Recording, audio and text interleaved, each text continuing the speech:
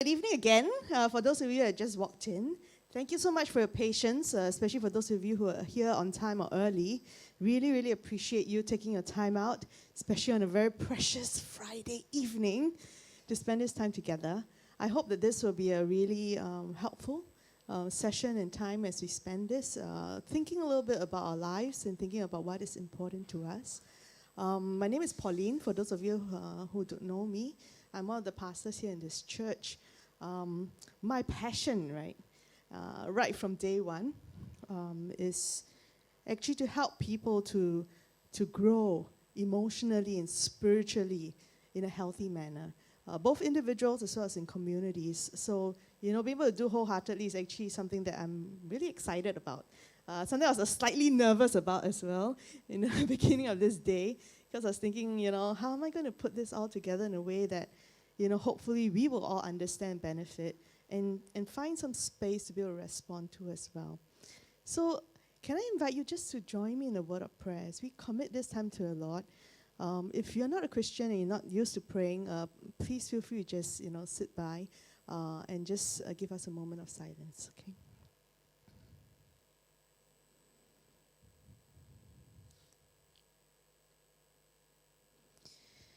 God, we are so thankful for this time. We are thankful that because you love us, because you have shown us such amazing love in our lives, that we can even start to begin to think about what it means for us to live and to love with our whole hearts, because you showed us what that means. And so, God, as we spend this evening together, I pray for the Holy Spirit to be here with us. I pray for the Holy Spirit to guide us, to empower us, to illuminate our minds, so that things that have not been clear before become clearer, so that things that are in our hearts that need to come up and surface, that we need to know about, that, Lord, you'll help us to be aware of them as well. And I pray that in this process that we will grow to learn more about ourselves and each other, and also about you and your presence in our lives. So, God, will you work a special work in us, that even as we do this together, will you help us to be a community that grows and changes together. So we commit this time to you. In Jesus' name we pray. Amen.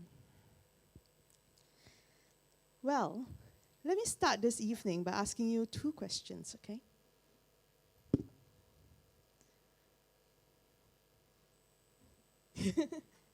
Okay. And since we're doing this about wholeheartedly, two questions. Firstly, what does being wholehearted mean to you? Okay, when you hear the word wholehearted, what comes to your mind? Okay. And secondly, what areas in your life do you wish you were more wholehearted? Okay. So I'm just going to give you just a couple of seconds just to think a little bit about that.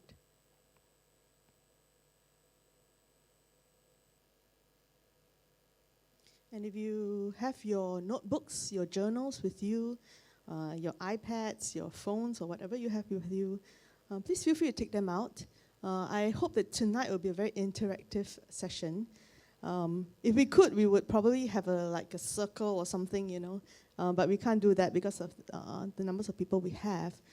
But we want this to be a very interactive time. Tonight you're going to be doing a lot of personal reflection. You'll be doing some group discussions and sharing. We'll be watching videos along the way, so don't worry. I won't be the only one talking most of the time. And so if you have some time and you want to think about it, what does being wholehearted mean to you? What areas in your life do you wish you were more wholehearted? Just take some time and just scribble that down. Perhaps there are 1, 2 words that kind of pop into your mind when you think about wholehearted.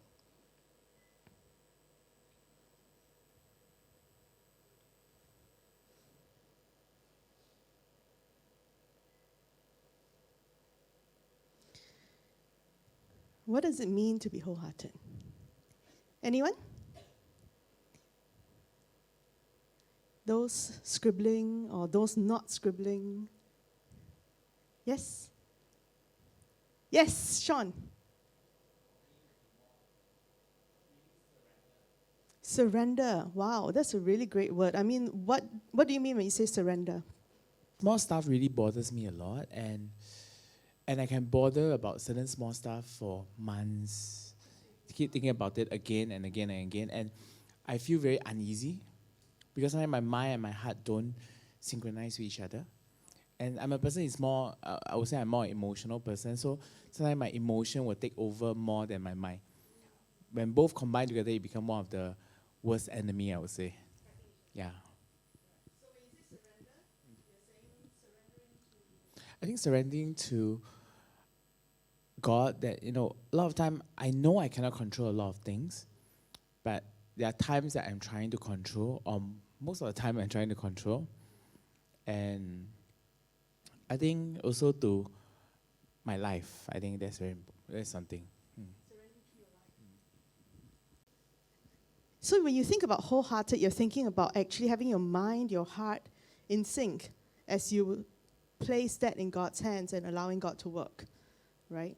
So that you're not at war with each other. You're kind of whole, right, in one. I mean, anyone else kind of think that's kind of similar, maybe? Yeah? Any other ideas when it comes to wholehearted?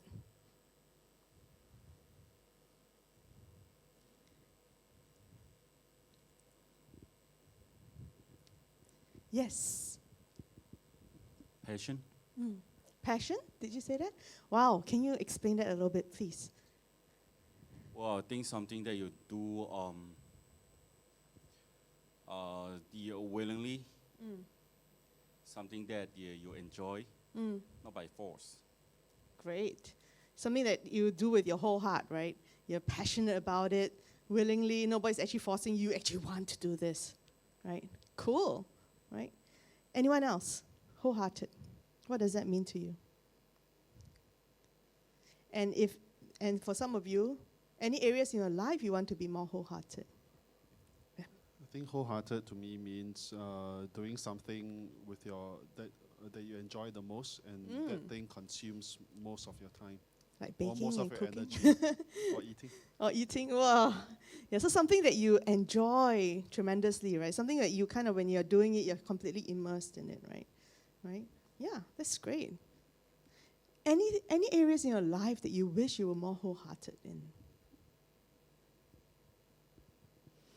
Any areas in your life you wish you were more passionate, where you wish you were enjoying it, where you wish you were putting your whole heart into it?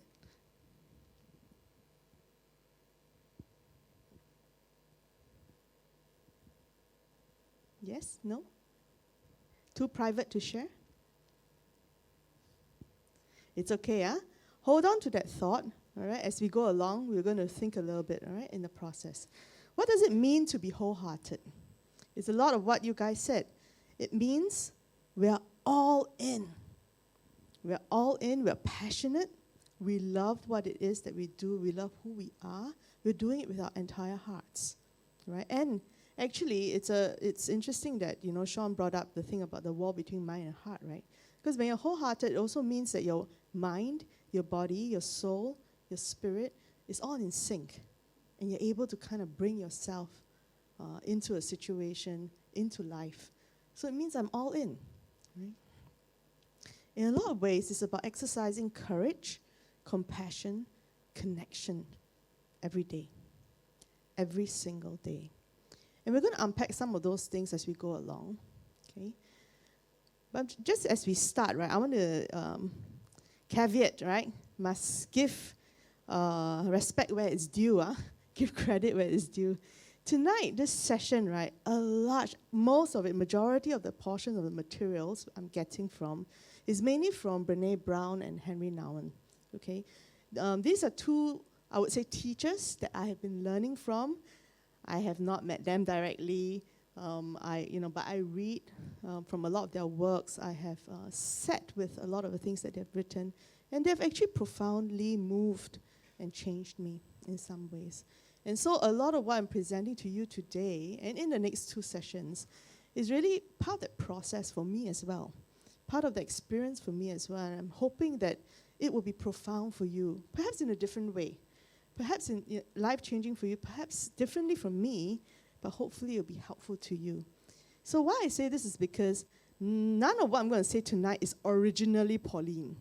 Okay, and that's great because I think you deserve to hear from the best of the best. Okay, in these areas of wholeheartedness. All right. Brene Brown is actually she has a PhD in social work. She's done tremendous research for many years on areas of empathy, vulnerability, shame, joy, gratitude. I mean, very difficult things to study actually if you think about it. Okay, because there are a lot of things that you can't really kind of put a finger on, right? But yet she's done extensive research in that area. So what we're going to talk about tonight is not going to be like positive self-talk, you know? And we're going to say, oh, this is great, you know, I heard this from whoever, and it's pretty great. I mean, a lot of things we're going to talk about tonight is based on solid research, years and years of research. Okay, so we're not just talking about good concepts. We're going to talk about things that have been observed in many, many people, and what makes it work and what doesn't. Okay, Henry Nouwen. I mean, a lot of you know him. He's a Catholic priest, a theologian, an author, very famous. He has many, many books. Very profound, deep thinker, very spiritual. But do you know, as I was researching about him, do you know what his first doctorate was in? Anyone? He's a theologian, right? A priest, right? So what do you think? Theology? Psychology! Fantastic! Exactly, right? His doctorate was actually in psychology. Isn't that fascinating? You know, and he did this when he was actually studying in seminary to be a priest. He actually applied to be able to change his major because he felt like he was fascinated with how our human minds actually work and how spirituality works with human beings, you know. And so I'm excited about that because I think a lot of spirituality actually works with our emotional and our psychological well-being, right? It's all tied together. Okay, so we're going to talk a lot from both of their works, okay? So, being wholehearted. I'm going to take a break. I'm going to let you watch a very short video. This video is when Brene Brown was on Oprah. She did a whole series with her. I know, very very pop, right? Yeah, but I thought it was more interesting for you to watch it this way. And she can actually explain the concepts to you better. How many of you identify with this perfectionism thing? Oh, so honest. Thank you, thank you, thank you. The reason I started out with this is because I think a lot of us actually deal with this issue, right? A lot of us in our modern society where, you know, we worry about what people think about us, you know, being perfect in everything we do becomes a huge thing, right? For us. It becomes almost like an armor, right, to kind of protect us from being judged by others. Although actually there's no such thing. It's not possible for anyone to be perfect, right? And so that's a huge issue, right? I'm giving the AV team a really tough time because they are like toggling between the slides, the videos, and everything. Thank you. So, in the video, they mentioned a little bit about the 10 guideposts to wholehearted living. I'm not going to cover all these things. I'm just going to show you what it is, just so that you kind of know. And this actually came out from all the research that Brene Brown did when she was actually finding out about people and asking people, I mean, like, what brings them joy? You know, how do they live? You know, and people who felt the most belonged, who felt the most connected, who felt the most loved and are loving, you know, what kind of people are they? Okay, and these were the 10 that she came up with. Okay, they're basically people who cultivate authenticity, meaning you let go of what people think. Self-compassion, right? That means that being able to show your self-compassion, and that's where the perfectionism thing comes in, right? Cultivating a resilient spirit, the attitude of gratitude and joy, and cultivating intuition and trusting faith. I just want to say a little bit about this thing about, well, at least authenticity for me. So as you look at this, you know, maybe you can think about how that applies to you as well. But you know, for me, I grew up in a family that is very, I would say, a bit passive-aggressive. I was telling my mom that the other day. Much more passive than aggressive, but sometimes aggression shows. And I think we are like that. When I say passive, meaning that, I think maintaining harmony is very important to us, right? So when it comes to extended family, when it came to friends, when it came to, people, maintaining harmony. And so as I was growing up, I realized I'm quite a people pleaser. I mean, even though I didn't want to admit it, even though I didn't want to be that, I realized that I was quite a people pleaser in the sense that, because I could read situations quite well, and people quite well, I tend to respond quite immediately, to what I think they would expect of me. I didn't realize that actually a lot of that meant also that I never ever really kind of allowed my very authentic self to show. Because, I thought I was just being nice to everybody, until I was started work, and I realized, and I was in a HR role, right? And those of you who do human resource, it's a very tough role, right? Because you're dealing with people all the time, and then you realize you have to make very unpopular decisions sometimes, right? For the good of all, but still very unpopular. Always will have people who will not be happy, right? And that was the moment I realized that, I see, now I see that, actually maintaining harmony, making sure everyone's happy, has always been a very important thing to me without me realizing it. Until I had to make very important decisions that were difficult, that were unpopular, but I believe was right for everybody. That I realized that it was actually very important to know who I am, to know why I'm choosing to make those kind of decisions. And from there it started for me, the journey, understanding what it means to let go of what people think. Because I realized from that moment many years ago that firstly, I could never control what people think of me, and I could never control what they say about me. Okay, if I have 100 people here, I'll have 100 different opinions about me, right? And that's fine, it's okay, right? But I could never control that, and that is fine. And so what I needed to focus on was to focus on myself, on being the most authentic person that I could be, to understand who I am and to bring out the best part of me. Okay. The other 5, cultivating creativity, play and rest, calm and stillness. I want to talk something about play and rest, right? In Singapore, right, usually when you ask your friends, how are you? What's the first reaction they give you? Tired, right? Usually tired, sleepy, tired. What else? Like that, lor. What else? Did I hear busy? Awesome. Okay, next time go to Gordon and ask him. Okay. So often people be saying, we're tired, we're very busy, we are constantly tired and busy and sleepy and basically stretched, overstretched is the point that we're trying to make, right? And to the extent that it actually becomes a bit of a status symbol for us without us realizing it. Because if our answer wasn't busy, if my answer is relax cool, I'm good, quite free I mean, everyone will be like, what? You're so free? Got nothing to do with it? Let me give you something to do, right? Because we have a very productivity mindset, especially in Singapore. Right? I'm sure in a lot of parts of Asia, in the parts of the world, but especially in Singapore. Productivity, number 1. Okay? So if you're not tired, if you're not, busy, then something is wrong with you. Look, Gordon's very wise, Look busy, yeah. So sometimes, right, we forget, right, we use productivity as a measure of our own self-worth. That if we were so productive, or if we've been seen as so productive, it means I'm quite important. If I'm too, lackadaisical, or I'm too, relaxed, too free, not so capable, not very worthy, And so that's a little bit of a trap that we get ourselves into. Right? Something for you to think about. Of course, cultivating calm and stillness, very important in our world.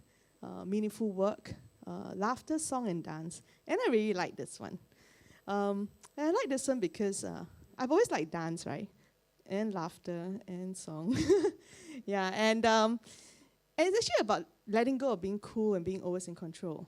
Being seen as like cool, like I'm not like dorky, but cool, right? Yeah. And I wanted to say something about this because last year, at the end, nearing the end of the last quarter of last year, I took up ballet for the first time in my life at 42 years old. Ballet, leh. I know, right? Deserve a bit of a clap, right? Because like, wow, so uncool. Wow, 42 years old. Can you imagine her in a tutu? Yes, I know a lot. I know that's the first image. Firstly, let me clarify, I don't have a tutu, okay? But I do have ballet shoes. But the reason why I took up ballet, one reason, I've always loved dance. I've done different types of dance. I've never done ballet. And many, many years ago when I was a kid, and some of you know this, but many, many years ago when I was a kid, my dad was once asked by some of his friends, he said, "Oh, you're not sending Pauline for ballet class or something?" And he laughed and he said, "No lah, that would be like Miss Piggy flying across the dance floor, Then I'm like, okay. Yeah. Don't tell my dad, huh? I don't think he remembers. Yeah, but you see, it stayed with me all these years. I mean, of course, I am less traumatized now, obviously. I think, obviously, still a bit, huh? Got something to prove, right? That's why I went to ballet class, right? But it stayed with me. I'm sure all of you have different comments that your parents, your friends, your relatives, different things that they said to you that may have stayed with you. And a part of you is afraid to be uncool, afraid to be like Miss Piggy, afraid, that people will see you as like anything less than. So last year I decided I'm just going to go take ballet, because firstly I love dance, and ballet is the foundation of all kinds of dance. And so that would be fun for me. And it would be great, doing it. And I really loved it. I really loved doing it. I love the beauty of movement. I love the beauty of what our bodies are able to do. And in that 90 minutes in class, right, that's all I do. I'm just concentrating on being as graceful as I can. And quite hard to tell, but it's true. So, and I just brought that up because, I don't know about you.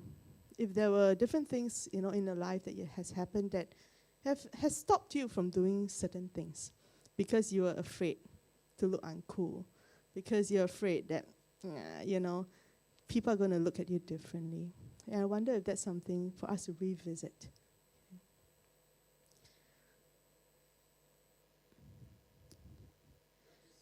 Yes, sure.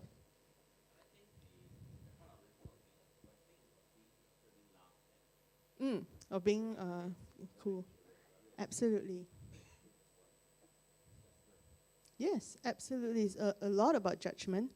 It's a lot about being afraid of being laughed at. It's a lot about, how people will look at you, basically, right? And what they would say about you, if you were doing some crazy stuff, right? And please feel free to pop in like Gordon, right? If you have questions along the way, comments that you want to add in, right?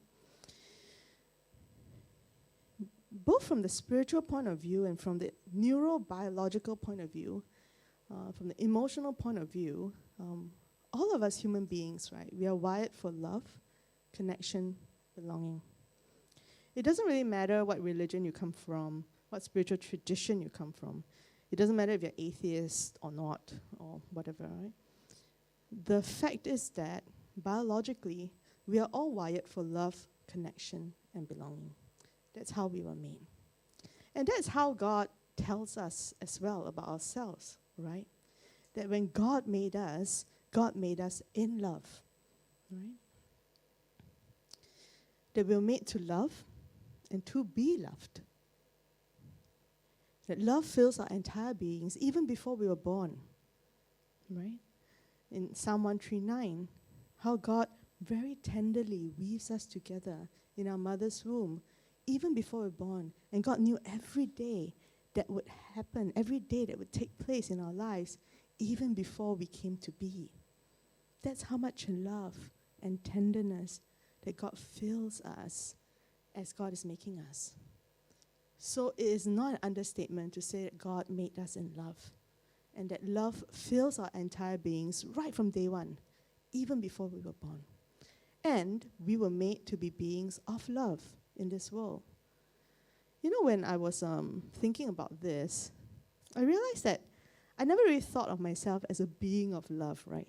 I understand the whole concept about being made in love, made to love, but the whole concept of knowing that I was filled with love from day one, that God filled me with love from day one, and even now fills me with love, really caused me to sit back and think about how much love actually flows in and out of my life. How much am I truly a vessel, truly a being of love in my everyday life, right? And that's why on Sunday, if you're here, I was sharing my sermon how, my goal is to live and love with my whole heart. Because I'm starting to understand that that was the destiny that God made each one of us to be beings of love. Right?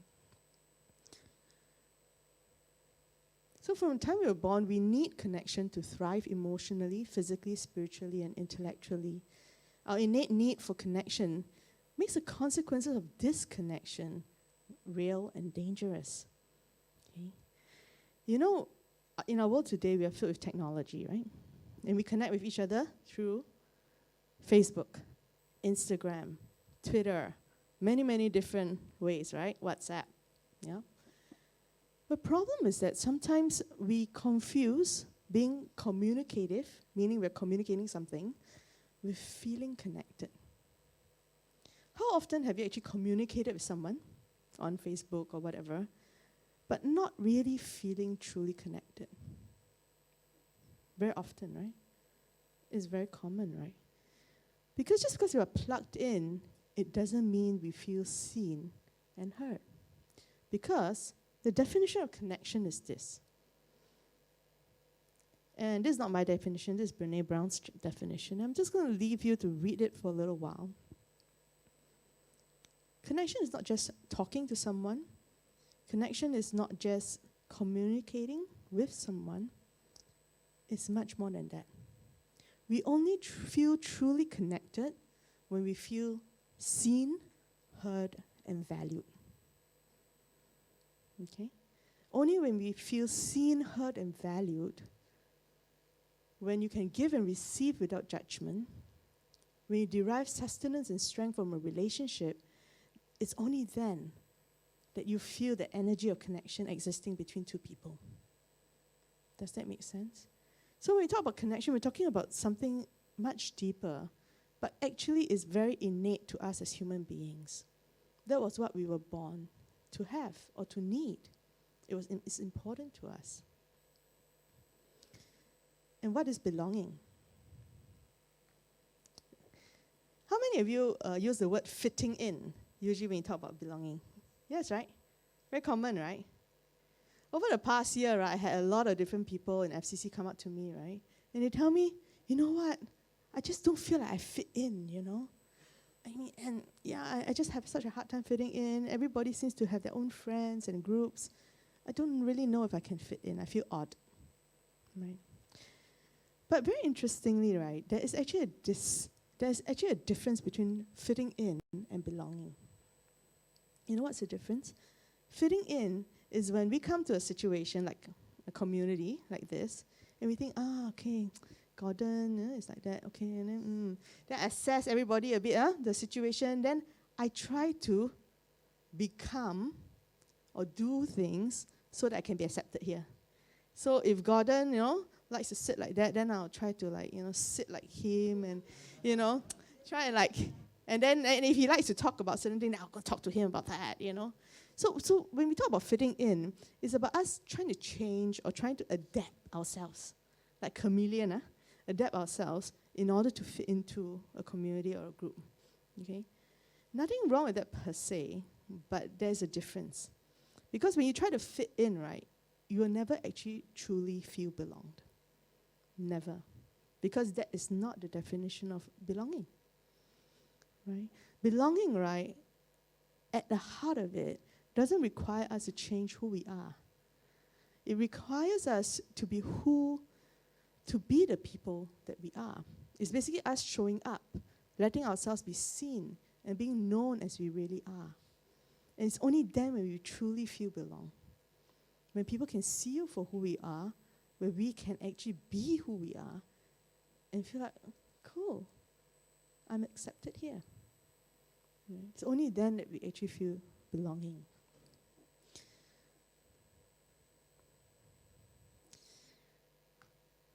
The interesting thing, though, is that I'm not sure for a lot of you, but do you ever find it easier to be kind to other people about their mistakes or their imperfections or their flaws? Kinder to them than to yourself? Yes? Who? Yes? You're harder on yourself in general than on other people. If your good friend says, I forgot to bring and to do this, and you're like, oh, it's okay lah, it's not a big deal lah, right? But when you do it, you're like, wow, why are you so stupid?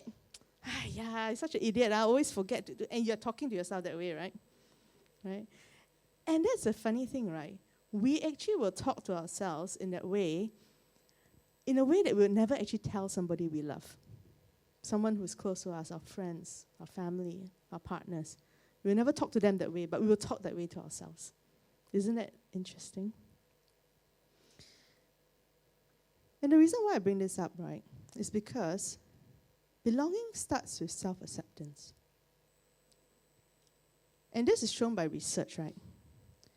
When Brené Brown was doing research between the people who feel belonged and people who don't feel belong, the only difference between these two groups of people, right, is not their fitting in skills, it's not, a lot of other things. It's basically their ability to accept themselves, to think of themselves as worthy of belonging. And the people who feel that they are worthy of belonging, belong. It's like, huh? Like that? What? And if you think about it, it makes sense. Because belonging actually starts with you, starts with me, accepting ourselves. Your level of belonging can never be greater than your level of self-acceptance. Because believing that you're enough is what gives you the courage to be authentic, to be vulnerable and imperfect. Because when we don't have that, we will try to shift and change, right?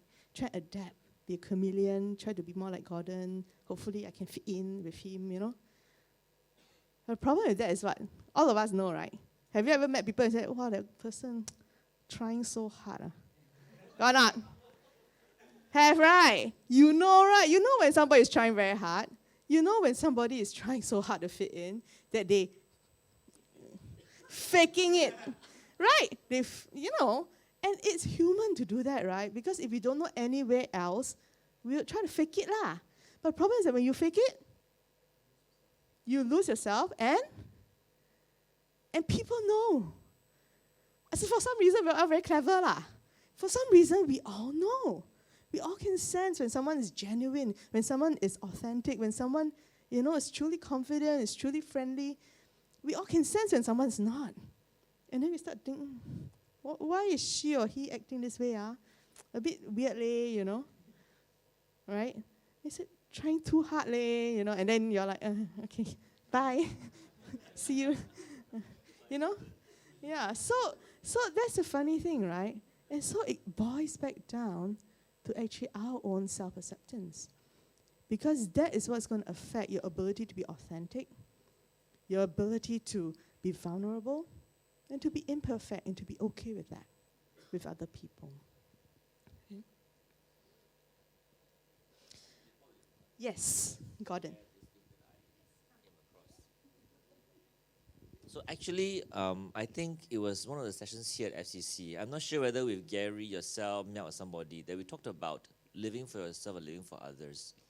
Because when we actually go out in the world, right, the first thing we have a private self, a public self. So we have a private self, right? You'll do whatever you do, crazy things in the bedroom, whatever, the bathroom, whatever. But the moment you are actually a public self, right, the public face, right, you'll behave depending on the situation. So you're no longer living for yourself, you're living for the perception of others. So I think that was what I was trying to say about being authentic. And I thought it linked together in that way. Absolutely. So it's about your public and your private self being kind of right. Right. Yeah. So having that awareness as well, right, about where you are, right? Thank you for sharing that. I didn't know I have an assistant facilitator today. Yay! So any of you want to jump in? You can jump in. Okay, so what we're going to do now is I'm going to show you another video. I don't know how many of you have actually ever seen Henry Nouwen preach. No, right? I also never know until I found this video. And I thought, oh, how interesting, we always read his books, right? And so this is one of the times when he's preaching. It's a very short component because he does a three-parter. And I'm just doing one part tonight. But he was actually speaking at this place, this community that he actually lived with for the last phase of his life. And this is a community of basically disabled people. Some are physically disabled, some mentally disabled. But he found tremendous connection and love there. And so I just wanted to share a little bit with you and what he was sharing with them when it comes to the vulnerable journey and what the vision of God really is. When we talk about worthiness, when we talk about love and how God made us in love, this is actually what it is.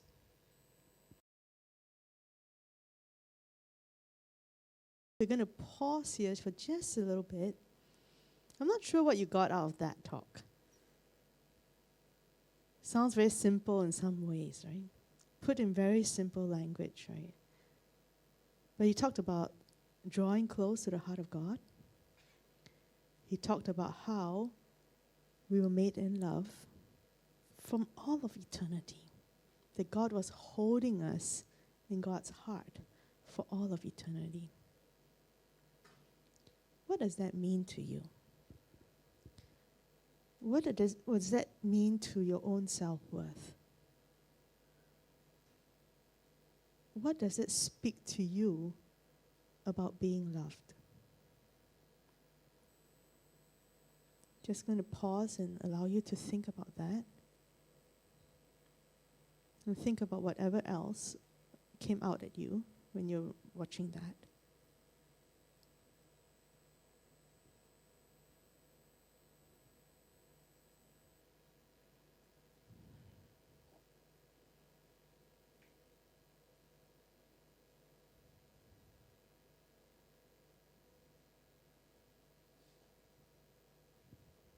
No one talked about vulnerability, right? What is vulnerability? Anyone?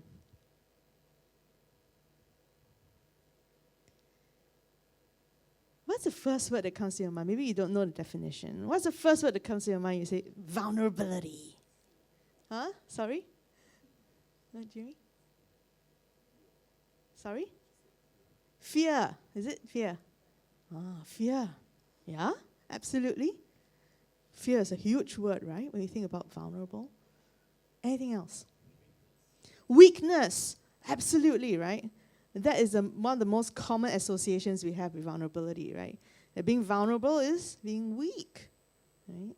Yeah, maybe. Anyone else? Any other words that you associate with that? Sorry? Naked. Absolutely. Right? Naked, right? Where you're stripped bare, right? Yeah? Where people see you for just who you are, right? You have no armor, no cover, no nothing. Right? Yep. Sorry? Shame. Absolutely, right? You think about shame.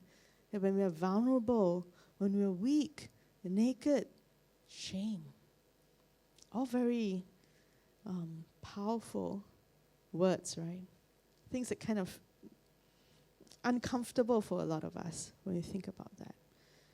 And also when we talk about vulnerability, a lot of times people start to think about all these words and images, right? It's very uncomfortable. But vulnerability is actually an act of courage. Why? Isn't it weakness, shame, fear, nakedness? How is it an act of courage? And this is what Brené Brown says. She said, a lot of people that she talked to in her research, they'll tell her, especially men, Not that y'all are the same, right? I'm sure a lot of you are very evolved. Yeah. But a lot of people say, I don't do vulnerability. It's weak. It's very weak.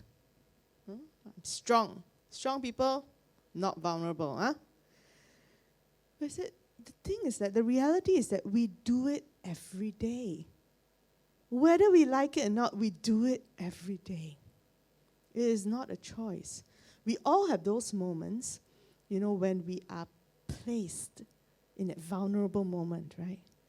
And the only choice you have is how you handle the feelings of being terrifyingly, painfully, nakedly exposed.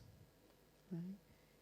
And for some people, because we're so scared of being vulnerable, right? We don't do vulnerability. It's weak. It's scary. It's everything. We turn the vulnerability, we turn it into rage, anger. When somebody says something, you go, how dare you say that about me? It's not true, okay? Huh? We start anger, rage. Maybe you turn it into disconnection, right? You shut the person out. It's like, that person, what they said, puts me in a very vulnerable position. I feel uncomfortable, so I disconnect. A lot of people numb, right? And we numb with so many ways, with all our distractions. We numb by surfing the internet. We numb with alcohol. We numb with all kinds of things. Okay, I'm not pinpointing anything. We all numb in many different ways. We do it in our own ways. Okay, and for some of us, we turn it into perfectionism. Right, because we're vulnerable, we try not to let people judge us, so we strive for perfection. Right? But we all do something with it when we're vulnerable. The key to transforming them into courage, because actually it is an act of courage, is to learn how to recognize them, feel them, and ultimately make the choice to simply be there. Be there. With that horrible tangle of uncertainty and risk.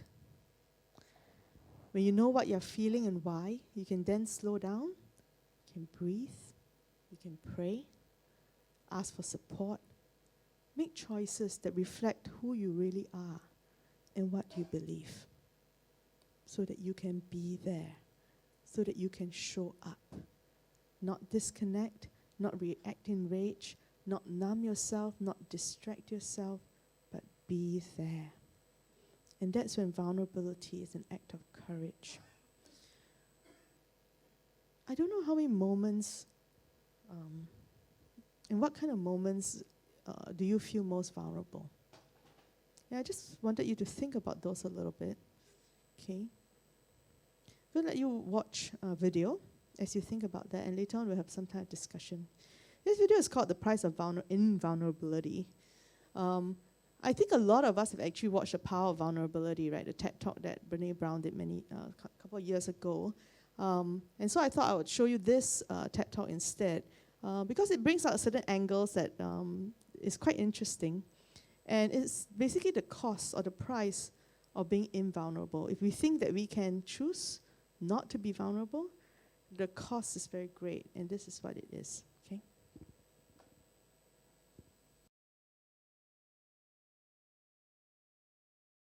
I was thinking that right now we could do a little bit of exercise. If you could kind of get into maybe groups of 3 or 4 people. Don't be shy. I know that you don't know everybody, but just kind of grab a couple of people around you. I just wanted to ask you to think about these 2 questions. As you think about these 2 questions, then you can take some time to discuss them as well and to share them a little bit. And the first question is this. In a while, it will come up. First question is this. When are you vulnerable? Okay. When do you feel vulnerable? And notice I didn't say, when are you most vulnerable?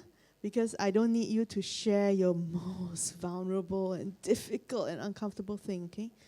But think about moments, even small moments in your life, right? When you actually start to feel vulnerable. When do you observe yourself feeling vulnerable? Okay? 2, what do you usually do when you feel vulnerable? what do you do? 3, and what is one thing you can do to transform that into courage and show up fully? In the spirit of vulnerability, I'll start by sharing while you all think about these questions, so that later you all can share. But very, very, very briefly, one of the things, right, that I feel when I feel vulnerable, I realize is actually anytime I come up here, when I'm preaching, when I'm teaching, that's vulnerable. And I tell you why. Because anytime you're offering something of yourself to someone, and I find that especially true when we're writing sermons, right, and we're preaching, right? Because we're offering a very deep part of ourselves to people, right? And we don't know how it's going to land. And sometimes people are not going to like it. Some people are going to that's lame, or whatever, right? Some people think it's good, whatever. But it's actually a very vulnerable process when you share something with someone, And so I'm sure all of you in your life, in your work, in your relationships, you find moments when you offer yourself in some way, a product of yourself in some way to people, and that in itself is a vulnerable moment. Right? What do you usually do when you feel vulnerable? For me, I sometimes run away. But preaching, not really can't run away, right? If not, Miak will come look for me. Excuse me, you're preaching this week. But there are times when I run away. When the times when, I feel vulnerable when somebody has hurt me. And I don't know how to tell them. I don't know if I should tell them. I don't know, what I'm going to say. So I run away. Until I decide, okay, I think I need to talk to them. Right? But there are times when I pray. There are times when I sit, breathe, reflect, and ask God what I should do. And so what about you? What do you do? What are the things that cause you to feel vulnerable? And what do you usually do with them? Okay, I know you're enjoying talking to each other, and I think that's fantastic. I'll give you a little bit more time to talk later, but I'm going to chuck on a little bit along so that we can finish what we wanted to cover today in general. And then if you don't get to finish everything, please continue to go out for coffee and supper and continue to share, okay? I'm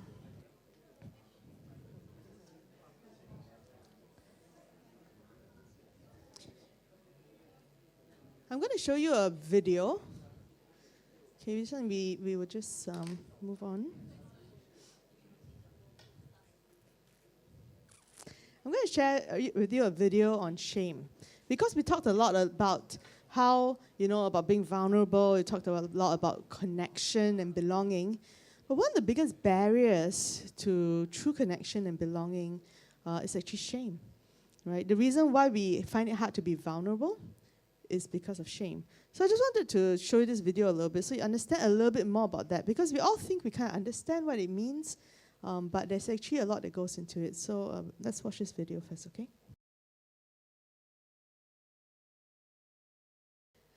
I'm going to just cut short a little bit because anyway it's just a little bit more. But the reason why I wanted to talk about shame also, other than the fact that it's one of the biggest barriers to connection and to belonging, is also I wonder for how many of us we've experienced shame in various ways growing up. And I know whether you're LGBTS or any other, identity, we've all experienced shame in one way or the other. But I felt it was kind of important to address this, especially if there are many of us here who identify as LGBT in some way, simply because that whole concept of shame and humiliation, I think is an important concept for us to grasp. Did you realize what you're saying about the difference between shame and humiliation? What is the difference? Anyone? Yes? I don't deserve it, and that's humiliation, right? So humiliation is us in our heads, right? We actually know that we don't deserve it. And so we say, that is humiliating. How can you say that about me, right? How dare you, right? Oh, very good. You got it on I got it here. How dare you? How dare they? How can they say that, right? We don't feel like we deserve it. But shame, the difference is that we feel we deserve it. And so we think, I'm flawed. There's something wrong with me. I am a mistake. We deserve it when they say that kind of thing to us. I just wanted to kind of clarify that a little bit for us, because sometimes we come to a point where we're okay, and some of us are very happy and non-traumatized. But I think at the back of our minds, there still lingers a little bit of that shame that holds us back sometimes. And so I just wanted to put it out there. Okay. So pause and reflect. What does a tape in your head often say? And maybe that's something that is for you to observe even in the next few days to come. What does a tape in your head often say to you? I did something bad, or I am bad. Okay. So do you usually think of yourself in terms of guilt or shame? Something to think about, something to observe in the next few days. And how can we help our minds to distinguish it better? Is the question. And this is important because when we think we are a mistake or we are bad, we can't really change things. But if we think that we did something bad, we can make amends and we can change. Right? So it makes a difference. How to deal with shame. I'm going to show you a very short video. 3 things you can do to stop the shame spiral.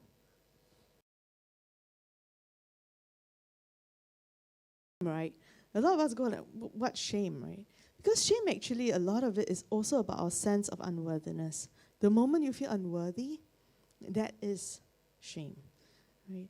And she talked about 3 things that you can do, right? 1, talk to yourself as if you're talking to someone you love. And actually, we should love ourselves, right? But we often don't, we're not very kind to ourselves, right? 2, reach out to someone you trust. And 3, tell your story. I have that slide up there, but they will need a bit of time to come back with it. And a very important thing she said, right, was the antidote to shame is empathy. It cannot survive being spoken and being met with empathy. And this is very key, right, because this is where we as a community come in. Okay? Because how we help each other to realize our worth, that we are worthy of love and belonging and connection, is by helping each other with empathy. Okay, we can deal with our own shame by trying to talk to people, talking to ourselves, as if we're talking to someone we love. We can tell a story. That's what we do. That's our responsibility, what we work on. That's our vulnerability. Okay, but what we can do for others is to meet it with empathy. So when somebody is vulnerable to you, how do you react? Have you ever had negative experiences when you actually told somebody something quite vulnerable or quite difficult, and then that person didn't know how to react and did something completely what? Scold you. Yeah, some people scold you. Why they scold you? Say, how can you let yourself do that, huh? Why you always fail? It's like, I was just sharing with you, right? So sometimes people scold you, friends, right? People who care about it. Any others? Response? You deserve it. Wow. double pierce, right? Anything else? Any other negative experiences you had? Serve you right? Same as you deserve it, right? It's like, or sometimes people don't, they are quite kind, they feel bad for you, but they don't know how to react, right? So they keep quiet. And then they change the subject. Got not? Have, right? Because sometimes people don't know how to meet you with empathy. And sometimes we do that too, right? Sometimes in cell group, sometimes with people in church, with our friends. Someone tells us something very difficult. We don't know how to react, right? We go it's very fake to say, oh, so poor thing, huh? Oh, weird, also cannot. Say, oh, I'm sorry to hear that. Also a bit fake, right? Or then we struggle, right? I mean, how do you show true empathy, right? Any of you? Or all of you very good at it already? If you're all very good, I won't show you the next video already. I mean, we all struggle with it. Even I am learning, and I'm a counselor, right? Technically supposed to be very good at empathy, right? But I'm still learning, right? So how do you meet people with empathy? I mean, true, authentic empathy, right? Let me show you this video. It's very cute, but very informative. And then we'll discuss when we come back.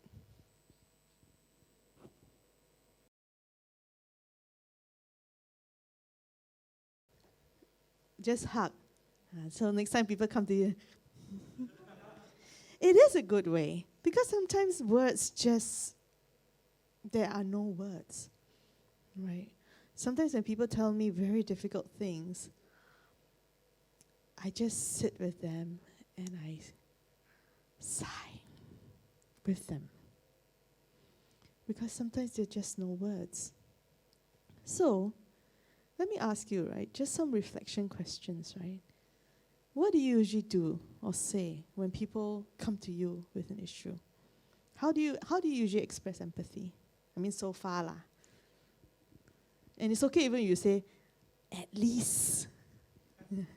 It's okay, right?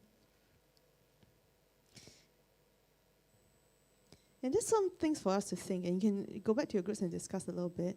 One, how do I prepare myself to listen to someone with empathy?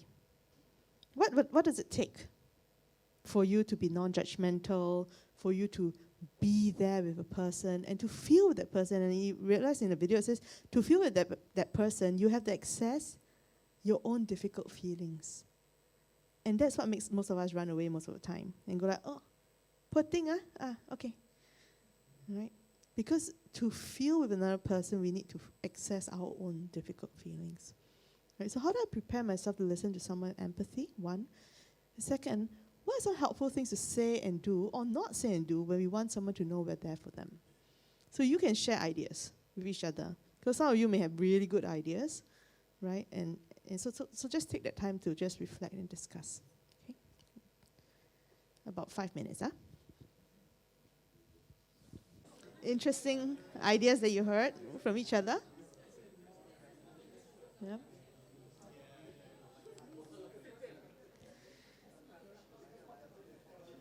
If I can get you back together a bit, please continue to share this later on. I'm sure you all have a lot of things that you all can give to one another. But in the video, she talked about Teresa Wiseman's 4 attributes of empathy. One is perspective taking, to be able to see the world as others see it, putting yourself in another person's shoes, basically. To be non-judgmental. And that's kind of important because actually, if we are not aware of it, and that's why I asked you, well, how do you prepare yourself to practice empathy with people, right? We are actually judgmental by default, right? Agree? We are actually judgmental by default. Everything that's happening, everything that someone is saying, we are actually starting to make judgments about it. It's our way of processing. But we also need to be very careful how we process, because a lot of creating space for people is creating that non-judgmental space for them so they feel safe. The moment they see in your eyes that you already are like shocked or like frowning, like, that cuts the connection, right? Yeah, that cuts the whole empathy process, right? To understand another person's feelings and like what we were saying in our group, I think the difficult thing is actually having to access your own experience, your own feelings in order to stand with somebody, to journey with somebody. And that's what we sometimes need to prepare ourselves to do. And if we're not prepared to do that, it's okay. But it's also recognizing that we are not. And we're not ready to go there. And that's okay. All right? Number 4, to communicate the understanding of that person's feeling. This is sometimes the hardest, right? Because like we said, sometimes words just, what do you say? Right? And sometimes we go with things like, it sounds like you're in a hard place now. It sounds like that's really tough. Please tell me more. And that's sometimes about the best thing we can say. And we just are there for them. We walk with them and say, I will walk with you through this. Right?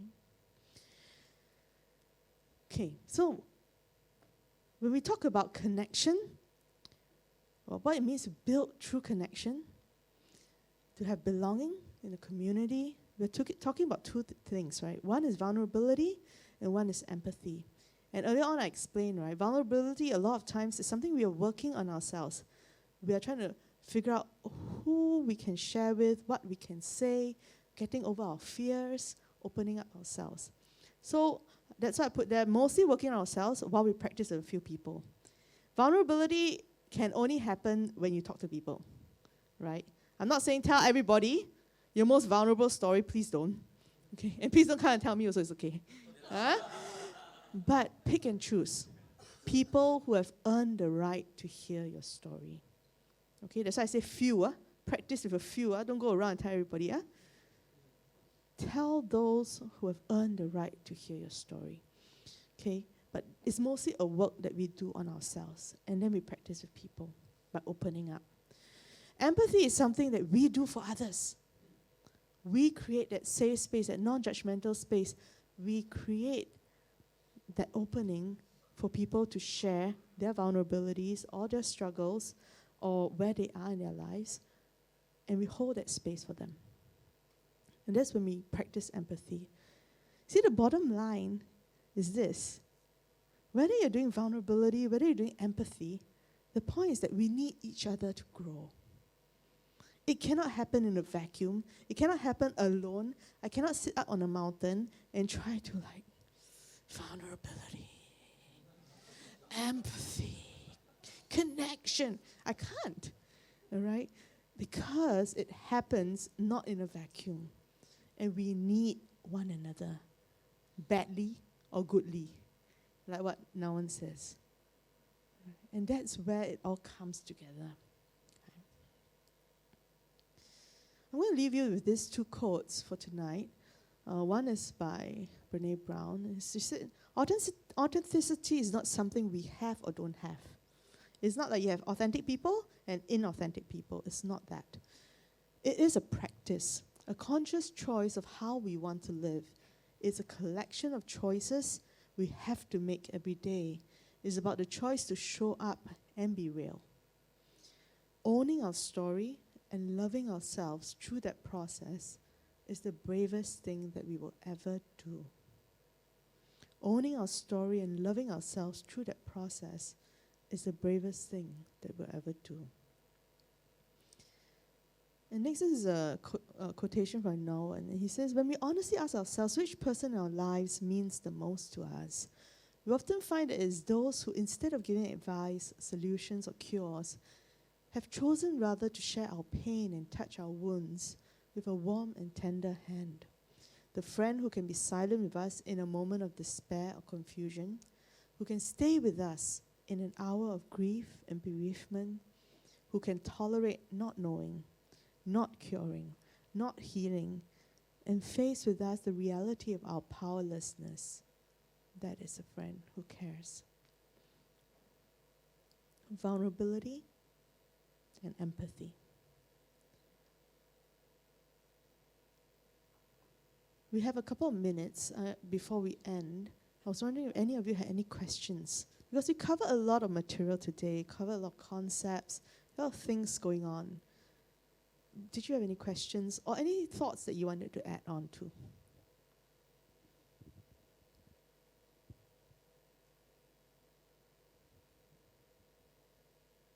No? So does it mean that there's a prerequisite in terms of having a very strong sense of self-worth or knowing your self-worth? Because it seems to me that being authentic, like you said, being brave, but what happens if when we are authentic and we can't take the response to us being authentic? Thank you, Gordon. That's actually an excellent question. When we make a conscious choice to be authentic in a moment, it has repercussions, right? And you're asking, what if we're not ready for the repercussions? Right. And I think that's a very good question, because honestly, I think most of us are never ready. It's true that I think a part of our lives is about growing. It's growing in terms of our self-worth, knowing that we are loved just as is, that we do not have to do anything, to be loved. we are worthy of belonging already, of acceptance, of love, just as is. And if we can get those things clear within us, it helps us to be able to be brave in making authentic choices. But with all human beings, I think we all progress slowly, from small choices to bigger choices. Very seldom do we leap and then we do this huge authentic thing that we're not ready for. Very seldom. And so I think a lot of it, there is fear. There is always uncertainty. Because no matter what you do, you're not going to know how it's going to land. And you're not going to know how people are going to respond or how that person is going to respond. That person may reject you. That person may ridicule you. The person may minimize your feelings or what you're sharing. All this could happen. And so we are careful. It is a process. You are learning to work on yourself. You're understanding your own worth.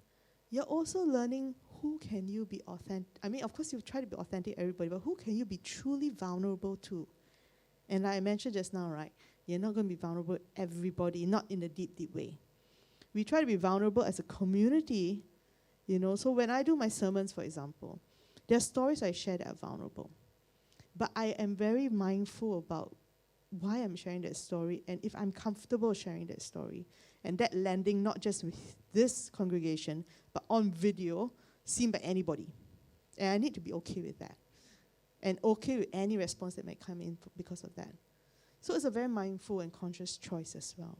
And I may choose not to share certain other things because I'm not ready for that to be met with all kinds of responses because it's too raw, too difficult, Does that answer the question though? From a Christian point of view, from a religion point of view, being reconciled with God does give us a little more power to be more authentic. In a way, because we are accepted by God, and we draw that strength from our relationship with God. Because the greatest has already accepted us who we are. So I think from that point of view, we can be authentic. And sometimes we also have to understand that the world may see us from a worldly kind of view. So by reconnecting with God does give us that more confidence. So, and we also can learn to decipher from all the different judgment from the world, maybe because they don't share the same way that you look at things. So you tend not to reciprocate to the way where the worldly people will react. So this is one connection that we have. And the other one is about being in the God's family. So we are in one family. We can be vulnerable within the love of God. So because sometimes, I came from working in a very worldly environment, and I feel very comfortable in our own environment. So from there, I can understand that why. I try to find the reason. Then I realized that maybe within the Christian environment and even in our own LGBT church environment, we can be authentic because we are loved within our own community. And that God's love does help us to be real, to be truthful to ourselves. Thank you for sharing that. It's absolutely true. And that's the reason why we, shared about how, our worthiness starts with God, right? But at the same time, I understand, the tension where that question comes from also because sometimes we know in our heads. It needs to sink right down into our hearts and our lives. And until that happens, until we can accept that we are loved 100% and that we are worthy 100%, until that happens, there will always be a bit of tension between the head and heart. So a lot of what we do, right, in church, and you mentioned the community, and that's very important because that's what we do as a community. And like Nawan says in his video, right, we remind each other. We remind each other, you are loved. You are safe here, right? And we try, right? We hurt each other, of course, sometimes, but we try. We are trying to grow and to change, right? Because we understand that we are loved and we are to love. Yeah. Okay. Any other questions? No? If there are no questions, no worries. You can always send questions later on. What we're going to do now is just to give you a minute to just pause. We went through a lot of different things today. I just wanted you to give yourself a minute to pause and to collect your thoughts. What are some things that really made sense to you today?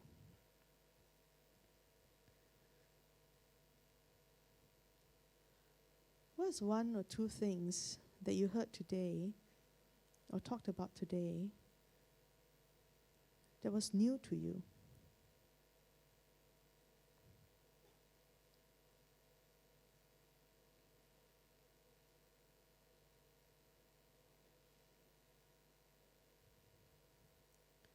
And what are some things that you feel led to change? Or perhaps just to tweak? Or perhaps to continue to persevere in?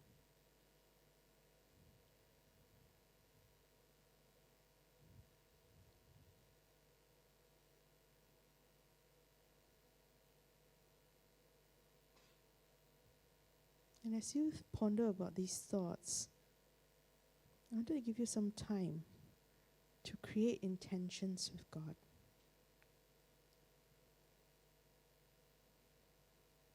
That if anything made sense to you today, if anything kind of spoke to you today, will you co-create an intention with God?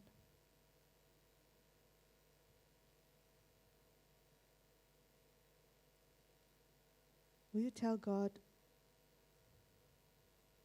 thank you? And will you help me?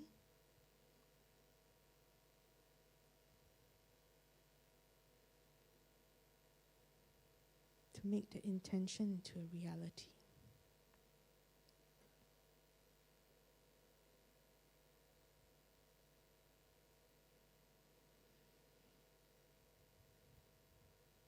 And let's unite our hearts in prayer as we close.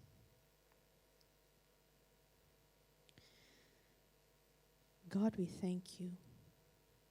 We thank you that in all of eternity, that we existed in your heart. That it's because of your love for us that we know without the shadow of a doubt that we are worthy, that we are loved, that we belong. And God, that's what we long for even in this community and in this world, to create connection, to help belonging, to learn to love and to be loved.